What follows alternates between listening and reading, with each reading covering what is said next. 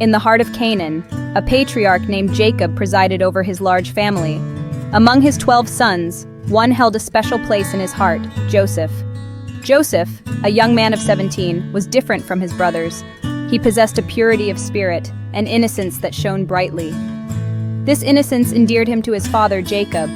Jacob showered Joseph with affection, a beautiful, ornate robe a testament to his love. This robe, a symbol of favoritism, would become a pivotal element in the unfolding drama. It set Joseph apart, not in a way that brought him closer to his brothers, but drove a wedge between them. The seeds of resentment were sown. His brothers, witnessing the preferential treatment, began to harbor envy. This envy festered, growing with each passing day. The sight of the ornate robe, a constant reminder of their father's partiality, fueled their anger.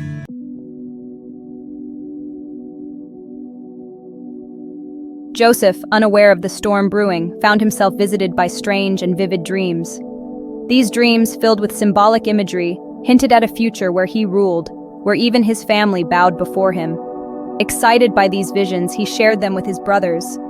Their reaction was immediate, their hatred deepening.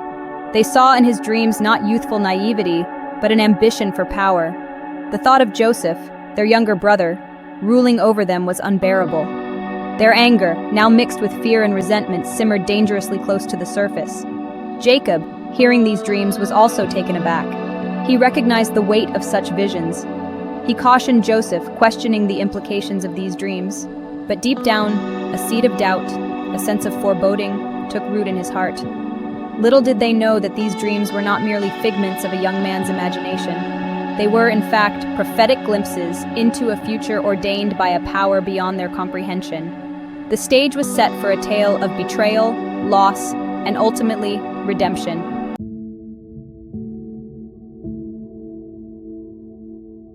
The animosity between Joseph and his brothers festered, poisoning their relationship. Their interactions, once filled with brotherly camaraderie, became strained, punctuated by bitter words and hateful glances. Joseph, oblivious to the depth of their resentment, continued to carry himself with an air of innocence, further infuriating his siblings. Their days were spent tending to their father's flocks, a once shared responsibility now heavy with unspoken tension. Every casual conversation, every shared meal, became an opportunity for his brothers to express their disdain, their words laced with sarcasm and veiled threats. Joseph, though sensing their hostility, remained hopeful, clinging to the belief that their bond could be mended.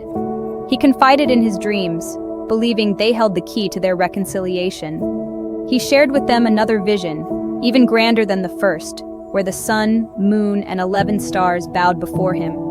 He believed that by sharing these dreams, he could bridge the gap, that they would see him not as a threat but as a vessel of something greater. His brothers, however, saw this as confirmation of their fears. The dream, instead of uniting them, pushed them further apart. The image of celestial bodies bowing to their younger brother fueled their anger, solidifying their belief that he intended to usurp their position, to claim dominion over them. Their resentment, once simmering beneath the surface, threatened to erupt.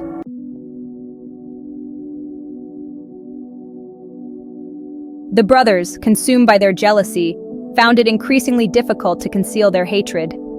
Their conversations, when away from Joseph, were filled with venomous whispers, plotting ways to diminish him in their father's eyes. Each perceived slight, each instance where Joseph received their father's favor, fanned the flames of their resentment. One day, Jacob tasked his sons with journeying to Shechem, a distant pasture land, to graze their flocks. This journey, usually a time for camaraderie and shared responsibility, became an opportunity for the brothers to act on their sinister thoughts.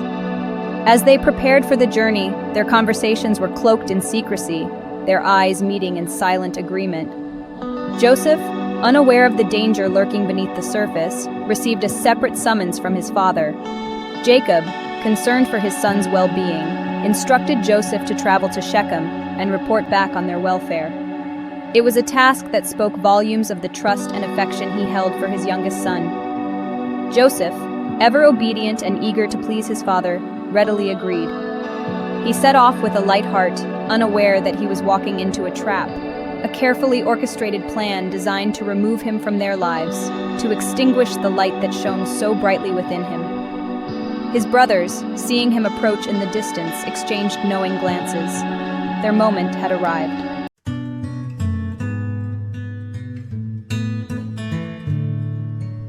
Section 3. A plot takes root. The sight of Joseph, approaching with his usual innocence, filled the brothers with a mixture of rage and anticipation. Their plan, whispered in hushed tones, was about to be set in motion. The time for words had passed. The moment for action was upon them. "Here comes the dreamer," one sneered, his voice dripping with venom. The others, their faces hardened with resolve, echoed his sentiment. The plan they had devised, fueled by months of resentment and jealousy, was about to unfold. They would eliminate Joseph, silencing his dreams and securing their own position within the family. Reuben, the eldest, watched his brothers with growing unease. He, too, resented Joseph. The love and favor showered upon him by their father, a constant source of bitterness. Yet, the thought of harming their brother, their own flesh and blood, filled him with a chilling dread. He had to act, to find a way to prevent the horrific act they were about to commit.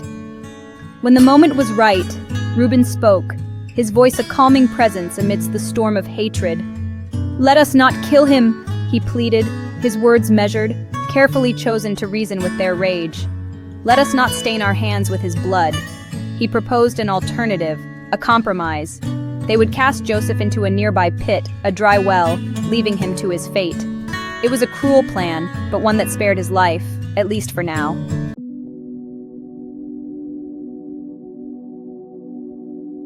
Section 1. Into the Abyss. Reuben's words, though spoken with calculated reason, did little to soothe the tempest raging within his brothers. They agreed to his plan, not out of any sense of mercy, but because it offered a crueler, more agonizing fate for Joseph. To be left alone, at the mercy of the unforgiving wilderness, was a punishment they deemed fitting for his perceived arrogance. Stripped of his ornate robe, the symbol of his father's love now a painful reminder of their betrayal, Joseph was cast into the darkness. He cried out, his voice echoing against the cold, unyielding stone, pleading with his brothers for mercy, for understanding. But his pleas fell on deaf ears. The brothers, their hearts hardened against his cries, turned their backs on his anguish. They settled down at a distance, the pit a silent testament to their cruelty. They ate their meal, their laughter and conversation a jarring contrast to the despair emanating from the abyss they had created. Joseph, alone in the darkness, clung to hope. He called out to God, his faith a flickering candle in the face of overwhelming despair. He believed that even in this desolate place, even abandoned by his own kin, God would not forsake him. His faith, his unwavering belief, would be his only solace in the long, terrifying hours that followed.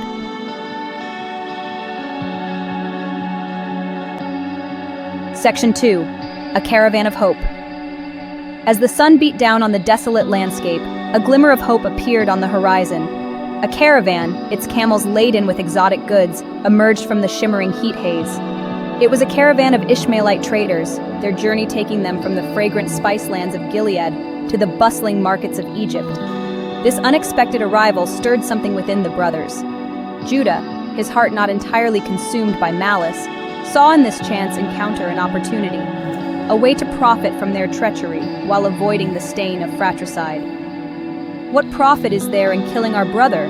he argued, his voice a calculated blend of reason and greed. "Let us sell him to these traders. They will take him far from here and we shall be rid of him without blood on our hands." His proposal, a chilling mix of pragmatism and ruthlessness, resonated with the others.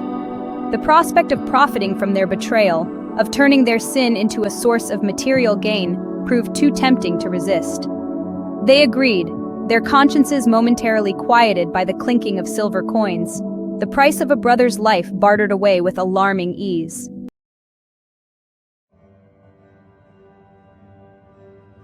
Joseph, his hopes briefly raised by the sound of voices above, was pulled from the darkness. The sliver of light that greeted him revealed not the faces of his brothers, contorted with remorse, but the indifferent gazes of strangers. He was a commodity to be traded, his fate sealed with a callous disregard for his humanity. He was loaded onto a camel, his pleas for mercy lost in the cacophony of braying animals and the guttural commands of the traders. As the caravan disappeared into the shimmering distance, he was left with the crushing realization that he was alone, adrift in a sea of uncertainty, his connection to his family severed, his dreams seemingly shattered. The brothers, their pockets heavier with silver, returned to their father, their faces masks of grief. They presented Jacob with Joseph's torn and bloodied robe, a carefully staged piece of evidence to support their fabricated tale of a tragic accident. Jacob, his heart breaking at the sight of his beloved son's robe, was consumed by grief. Reuben, racked with guilt and despair, watched his father's anguish, unable to bear the weight of his complicity. His silence, his inability to confess the truth, became his own personal torment, a burden he would carry with him for years to come. The brothers, bonded by their shared act of betrayal, maintained their deception, their silence a heavy shroud suffocating the truth. Their actions had set in motion a chain of events, the consequences of which none could foresee.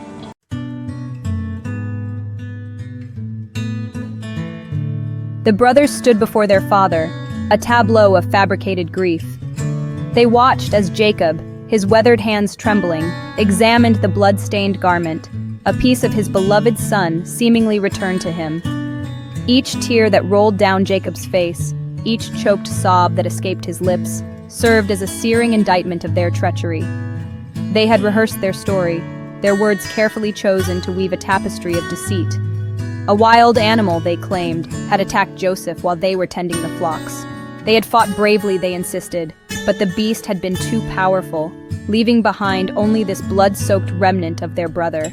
Jacob, his heart shattered, clung to their every word, each syllable a shard of glass piercing his soul. He had always feared for Joseph's safety, his youngest son a beacon of light in a world often shrouded in darkness. Now his worst fears had been realized. Their lie, a venomous serpent, had coiled itself around their father's heart, squeezing the life out of him. They watched as his shoulders slumped, as his face, once full of life, crumpled under the weight of unimaginable grief. Their deceit had achieved its desired effect, but at what cost?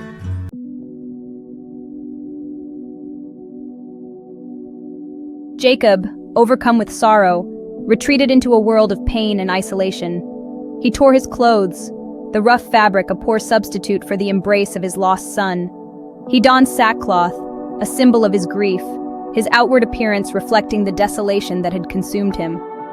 Days turned into weeks, weeks into months, and still Jacob mourned. His sons and daughters, their own sorrow tainted by guilt and deceit, tried to comfort him, to penetrate the wall of grief he had erected around himself. Their words, however, fell on deaf ears. "No," he would say, his voice hoarse with weeping, "I will continue to mourn until I join my son in the grave." His grief was an unhealing wound, a constant reminder of his loss, of the betrayal he had suffered at the hands of his own flesh and blood.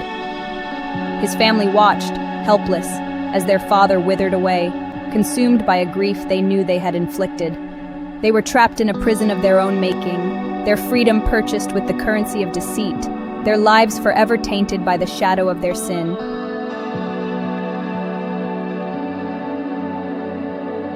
The brothers, their initial relief at having disposed of Joseph replaced by a gnawing sense of guilt, went about their lives under a shroud of secrecy. They tended to their flocks, worked the fields, their outward routines unchanged. Yet the weight of their sin pressed down on them, a constant reminder of their treachery. Each time they looked upon their father, his face etched with sorrow, their guilt intensified. They were forced to witness the devastation they had wrought, the constant reminder of their betrayal a heavy burden to bear. They had silenced Joseph's dreams, but in doing so, they had unleashed a torrent of unintended consequences. Their act of cruelty had poisoned their family, casting a long shadow over their lives. The silver they had received for Joseph, a paltry sum for a human life, became a symbol of their sin. They tried to forget, to bury their guilt beneath a veneer of normalcy, but their conscience, like a persistent whisper, refused to let them rest. They were bound together by their shared secret, their silence a fragile pact that threatened to unravel at any moment.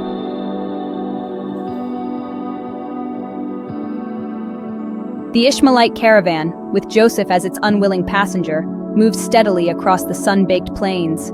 Days blurred into nights, the rhythmic swaying of the camels a monotonous backdrop to Joseph's turbulent thoughts. He was adrift in a sea of uncertainty, his past a fading memory, his future an ominous question mark. Gone were the familiar sights and sounds of his homeland, the comforting presence of his father, the love he had once known. He was surrounded by strangers, their language a jumble of unfamiliar sounds, their customs alien to him. He was alone, stripped of his identity, reduced to a commodity to be bought and sold. Yet, even in the depths of despair, a glimmer of hope flickered within him. He clung to his faith, his belief in a God who saw his plight, who understood his pain. He prayed, his words whispered into the desert wind, his spirit seeking solace in the face of overwhelming adversity. He recalled his dreams, those vivid visions that had once filled him with such excitement, now a source of both pain and hope. Were they merely youthful fantasies, cruelly shattered by the harsh realities of his situation? Or did they hold a deeper meaning, a promise that even now, in this foreign land, his destiny awaited him?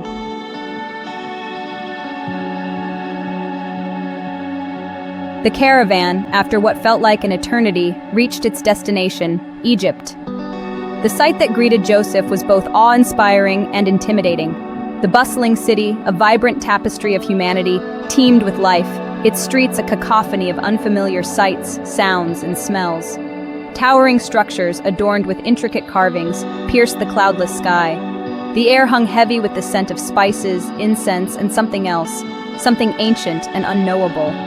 This was a land steeped in history, a place of both immense power and profound mystery.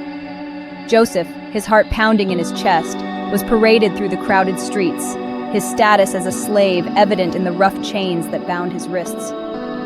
He was an object of curiosity, his captors eager to exploit his value in this foreign marketplace. The noise, the heat, the sheer alien nature of his surroundings threatened to overwhelm him. He felt a surge of panic, a desperate longing for the familiar comfort of his homeland. Yet even as fear threatened to consume him, a sense of strange excitement stirred within him. He was a stranger in a strange land, his fate uncertain, his future a blank slate upon which a new story was about to be written.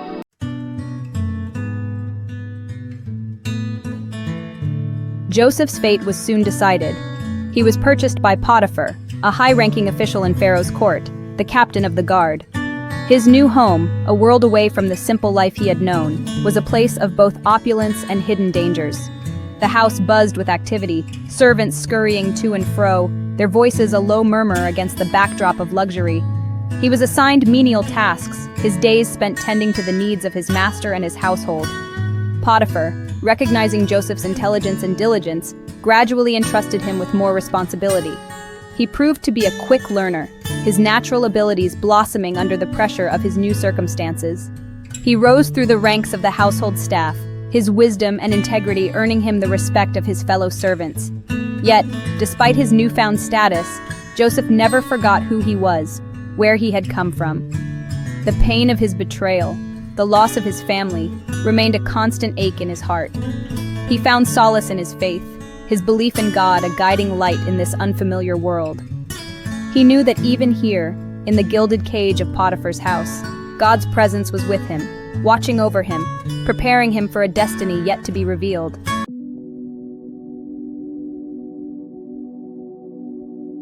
Joseph's journey, from the well of betrayal to the grand halls of Potiphar's house, is but the first act in a much larger narrative. His story, though rooted in the pain of loss and the injustice of human cruelty, is ultimately one of hope, resilience, and the unwavering presence of divine providence. Even in the darkest moments when despair threatened to consume him, Joseph clung to his faith, his belief in God an anchor in the storm. He faced each challenge with a quiet dignity, his spirit unbroken, his resolve strengthened by the knowledge that he was not alone. His journey, though fraught with peril, was also one of transformation. He emerged from the crucible of adversity, tempered by experience, his wisdom honed, his character refined. He had learned the bitter lessons of betrayal, the fleeting nature of power, and the enduring strength of faith. The tapestry of his life, woven with threads of both darkness and light, was far from complete. The threads of his story, though seemingly scattered and disparate, were being subtly guided by an unseen hand, woven together into a pattern of exquisite beauty and profound meaning.